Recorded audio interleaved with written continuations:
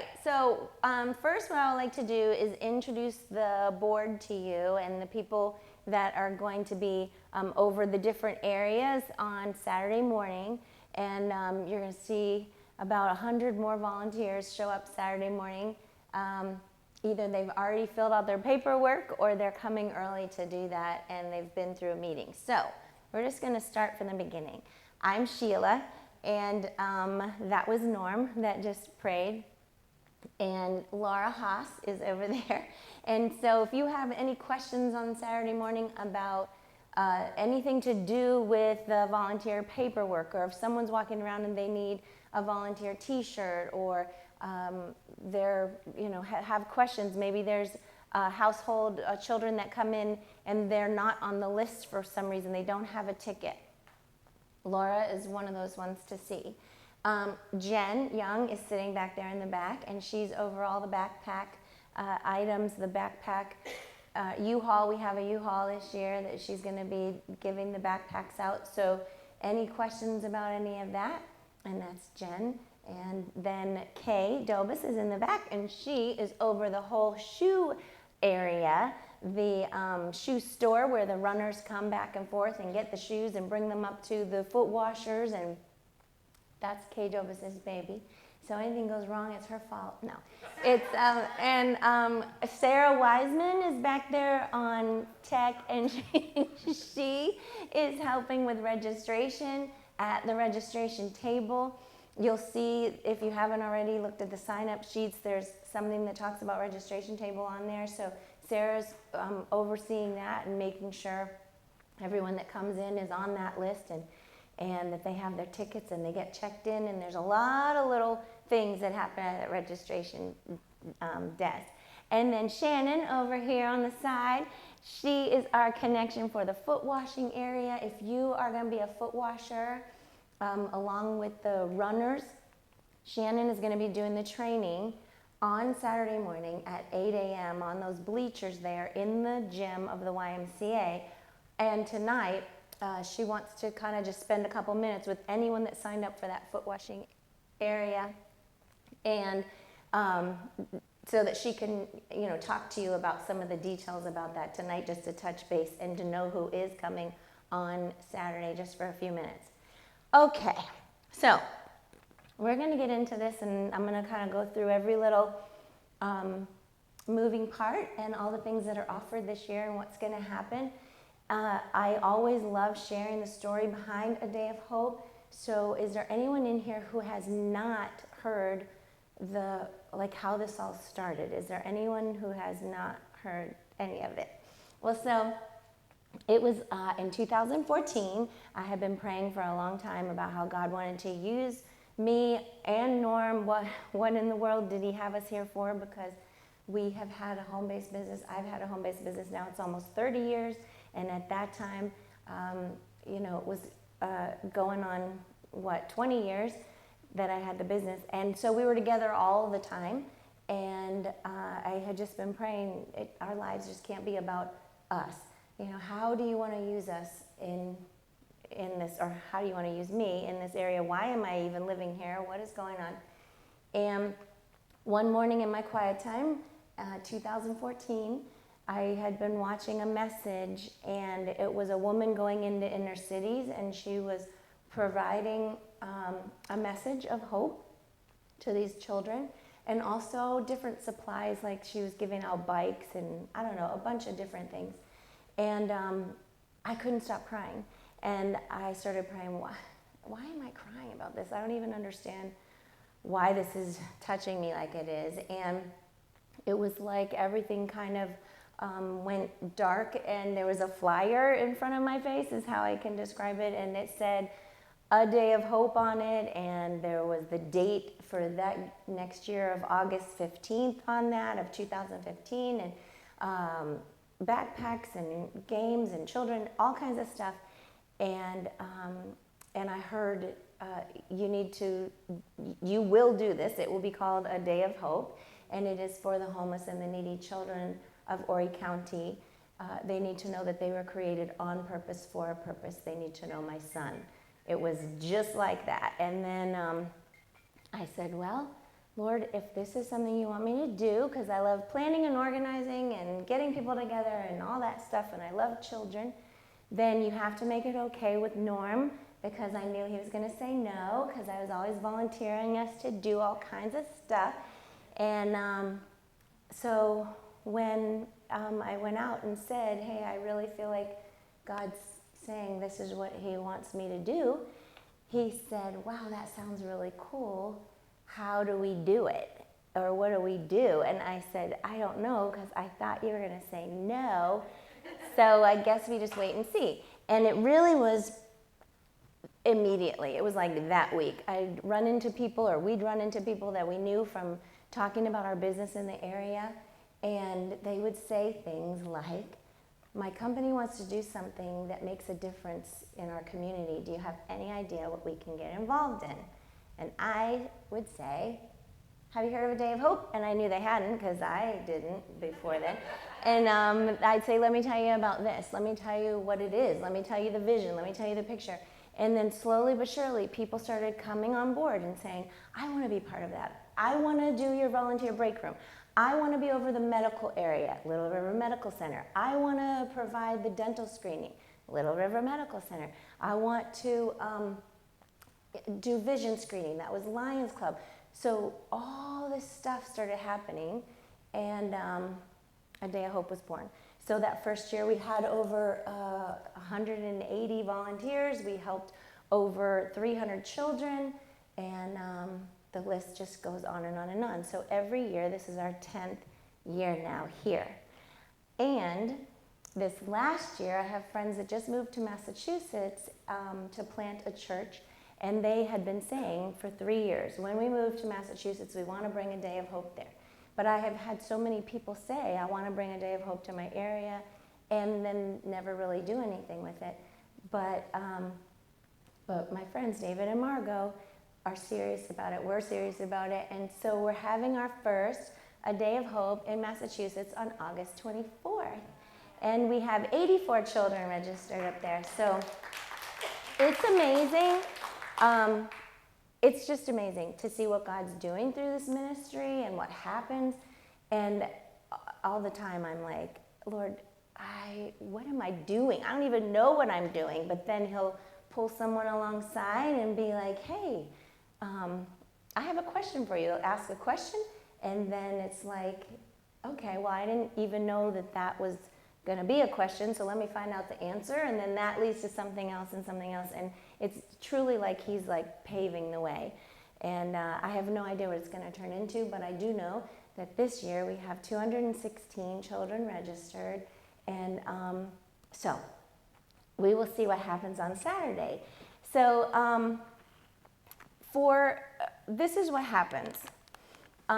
All these children have been pre-registered so that we can make sure that everything's going into the places that it's in most need, right? And when they come in to the front, they will have a ticket with them that they have received at registration. And the ticket looks like this. And so they have their name on it and then the number of children. And so whoever is at the welcome people, the people that are welcoming at the front door, you're going to be outside and you're going to be checking tickets. And then ushering in the children. They're coming with a guardian or a parent.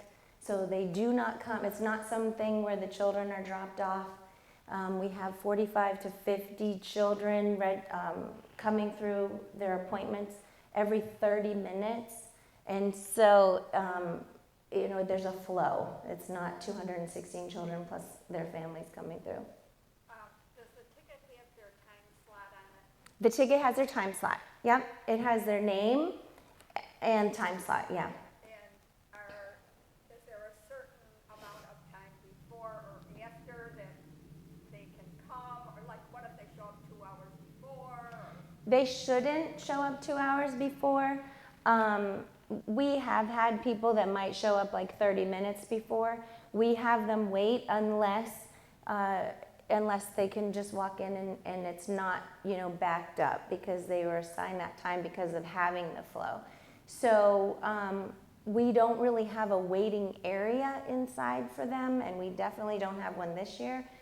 So what we're going to do is we would have them either wait in their car or wait at the door for a few minutes. We have walkie-talkies, so really the hold-up area would be the shoe area.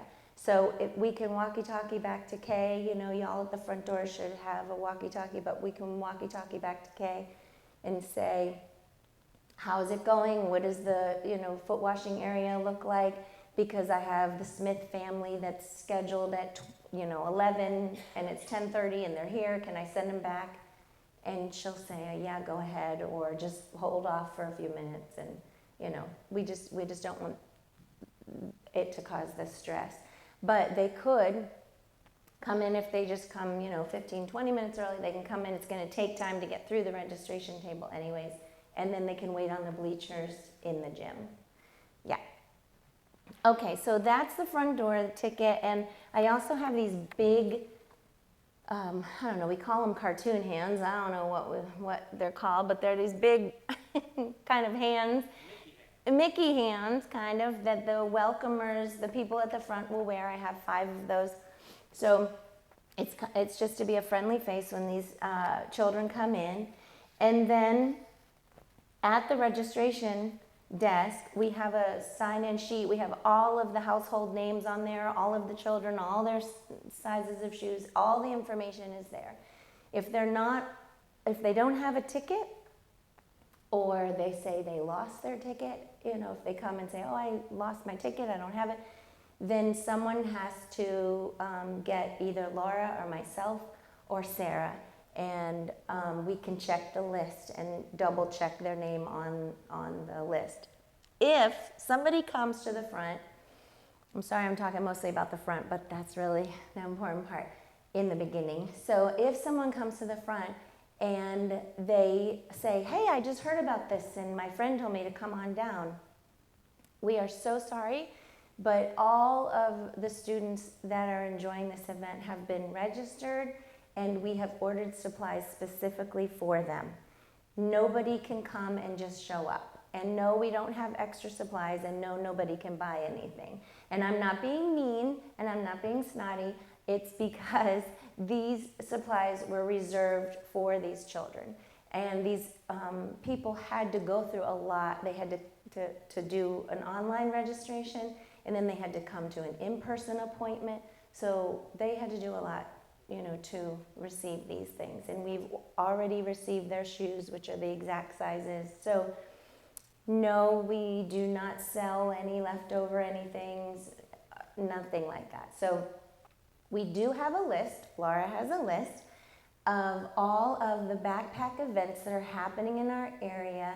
So if someone shows up and they're not registered for a Day of Hope, Laura has a list of places that they could go. If they're looking for supplies, backpacks, they could take a picture of it and we can send them on their way very kindly. It doesn't have to be mean, but they just need to know that these supplies are reserved specifically for these children.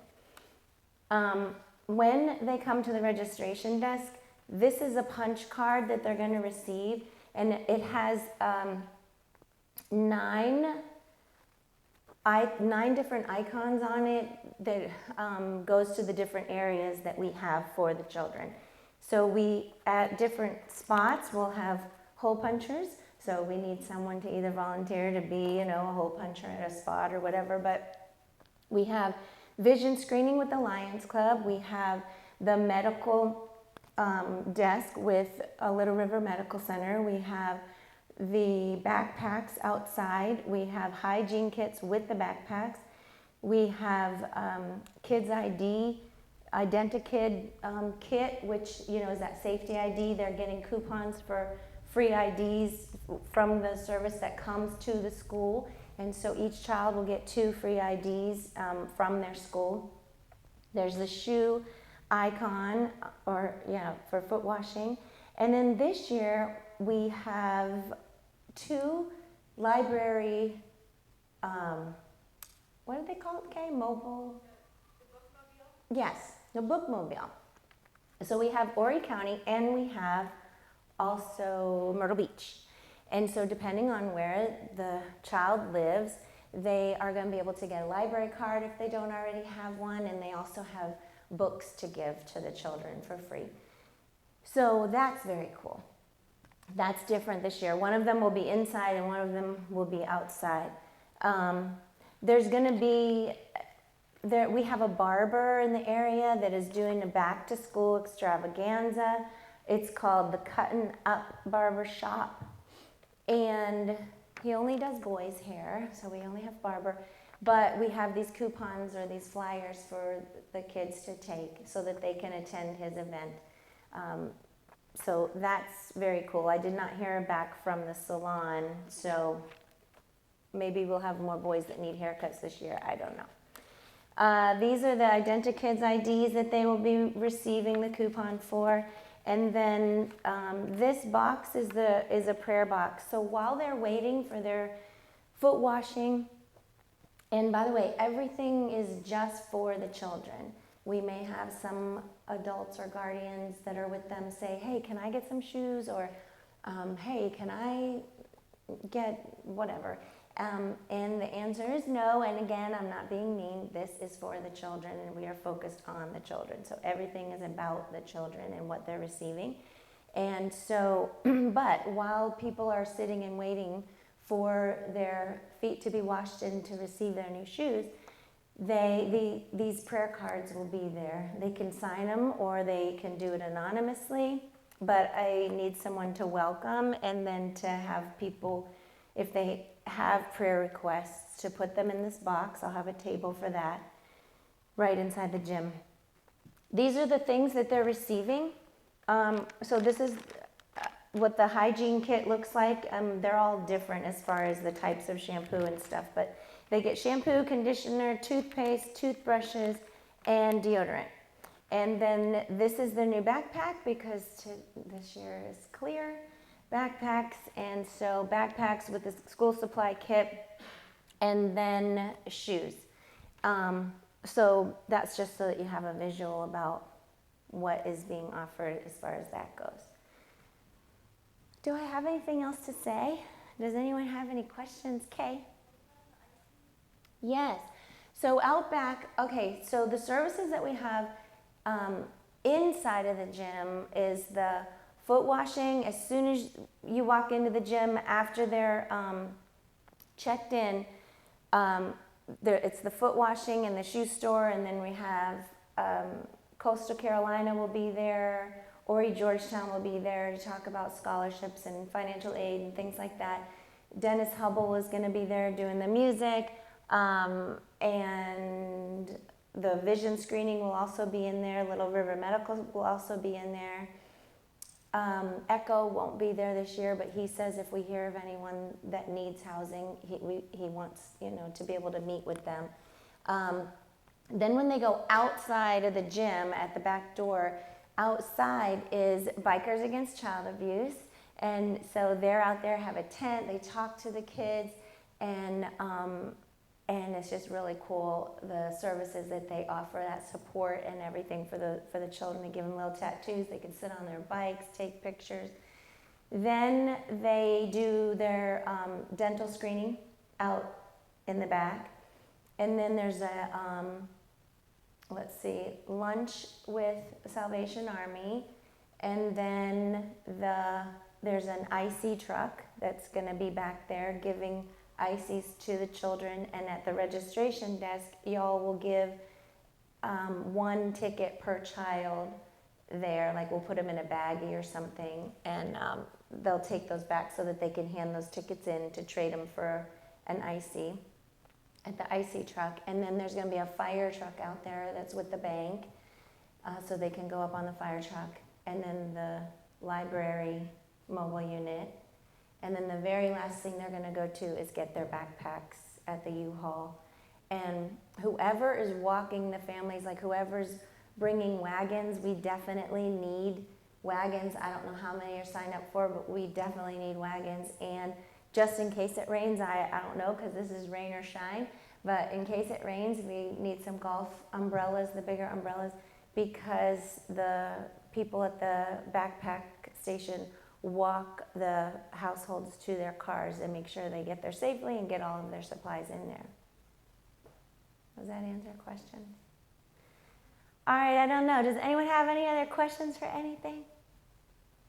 Okay. Oh, that's important too. Kay's so on it. I think she should be up here. So we have a volunteer break room, and Darla DeMonte in Rotary Club, her Rotary, has taken that on for this year because Jason couldn't do it this year. But so the volunteer break room will be, if you were to come in the front door of the YMCA and then walk to the left, if you've been there before, then you know it's the last room on the left. But it's a big room, and Darla, we're going to have sandwich boxes that's provided by Jersey Mike's, and we'll have donuts in the morning and coffee in the morning, and she has fruit and all kinds of snacks and chips and I don't know, all bunch of stuff. But it's back there in the break room along with waters and like Powerades and stuff like that. Did I forget anything else, Kay? Oh yes, and keep the food in the break room unless you're bringing it to, unless you are outside at a station and you're bringing it outside, and don't walk through the gym, walk around, the outside door, and don't have any drinks in the gym is what we've been told, please. And Mr. Fred, he is, Mr. Fred, it's out of respect. So, I want to spend a few minutes talking about what Fred does and why and how and all that kind of stuff, because we really need to honor the confidentiality of the families and the households, the children that come in, and not be taking a bunch of pictures and posting it on social media and all of that, because this is a very sacred time, and Fred makes sure of that. So he is the one who is the photographer and the videographer for the event. And so if he comes up and says, hey, can I, interview you and do a little video, please do it, because he does a great job putting it together. And we do need to have more videos with the volunteers talking about their experience, your heart and your experience at the event and different things that has happened and what you've seen God do. He also, at the front desk, we have these wristbands that we'll do, ignore the yellow one, but we have red, and this year I think we're also going to have green. And red means, no, I don't want to be in the background of pictures. I don't want to, if you see me in the background, then, blur my face, cut me out. And then green means, yeah, sure, I don't care about being in pictures or in the background of pictures. So at the registration table, y'all will give each family member, we've already had them sign a media form, and so we'll reiterate that, like, are you a yes or a no for being in the background of pictures? But we don't necessarily interview the children or the parents or the guardians or anything like that. It's mainly about being in the backgrounds. It would be great to have one of the households, do a video at some point, but none of them have really wanted to do that. So that's just to protect their privacy and in the background. So if you see Fred, walking around and taking pictures, look like you're busy or something, have fun. But he's allowed to do that. Anything else? Yes.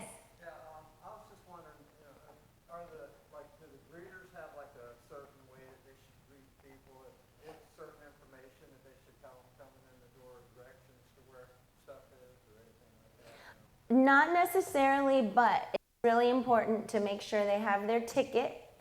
And some of them do have this, they've taken a picture of their ticket and it's on their phone as well. So some of them may be pulling up their phone to show you a picture of the ticket. And they should have their ID. So you check their name and the ticket, and then somebody should walk them in. Like even if it's say that 2 households show up at the same time, just make sure you check, okay, you know, this is your name, yes, this is the time, great. And then walk them into the registration desk to where Sarah and the other registrars will be, and have them stand and wait there, just so that they're not, like the kids aren't kind of running into the weight room or going down the hall. It's, you're walking them in, and I mean, just, you know, have a conversation with them. You know, how you doing, what's going on. Does anybody speak Spanish in here? Oh, besides me? Besides me? We'll have a couple of Spanish-speaking people at our table. Okay, great.